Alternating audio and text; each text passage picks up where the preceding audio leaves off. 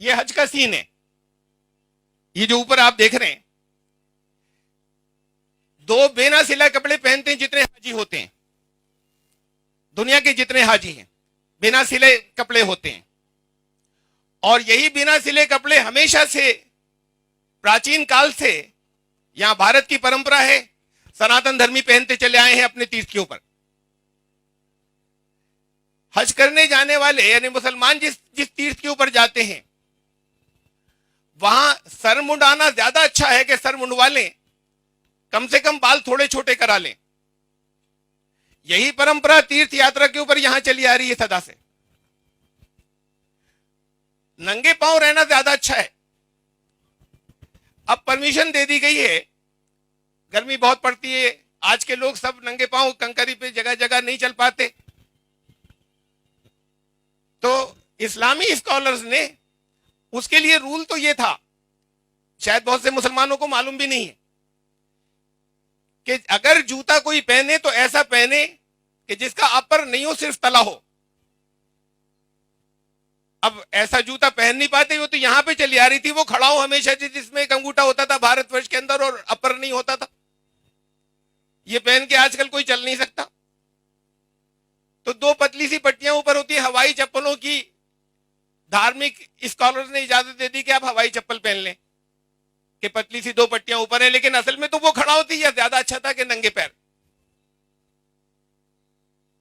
ये प्राचीन काल से ये वही लिबास है, वही वेशभूषा है, अटायर, वही सर मुंडाना है, वही नंगे पैर चलना है, या एक जैसे ही खड़ाऊ पहननी है।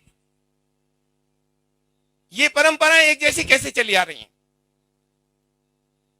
ये कोई एविडेंस नहीं हुआ, लेकिन है इसके। अगर कुछ और चीजें आए तो कुछ इंडिकेशन आएंगे। यह भी कहा जा सकता है कि वहां से ले ली मुसलमानों ने, मक्के में मोहम्मद सल्लल्लाहु अलैहि वसल्लम ने यहां के भारत के हिंदुओं से लिया। भारत के हिंदुओं से क्यों लिया? वहां अपनी कोई चलाते? यह अलग विषय है कि भारत के हिंदुओं से उनका कोई संपर्क था या नहीं था। यह भी तो हो सकता है कि स्रोत एक हो जहां से निर्देश आ रहे हैं। चलिए आगे चलते हैं। परिक्रमा, काबे की परिक्रमा होती है जब हज करने जाते हैं। यहां परिक्रमा हमेशा से चली आ रही है। अग्नि परिक्रमा होती है अलग अलग बहुत से अवसरों के ऊपर, बहुत से धार्मिक अवसरों पर। और ये अग्नि शब्द जो है, यास्क मुनि ने लिखा है कि ये स्थूल अग्नि जो आग, ये अग्नि नहीं था। यास्क मुनि ने लिखा है कि ये निरुक्त के अंदर के ये असल में अग्रणी था, जो अग्र सबसे ऊपर सबसे आगे, एक परमेश्वर अग्रणी।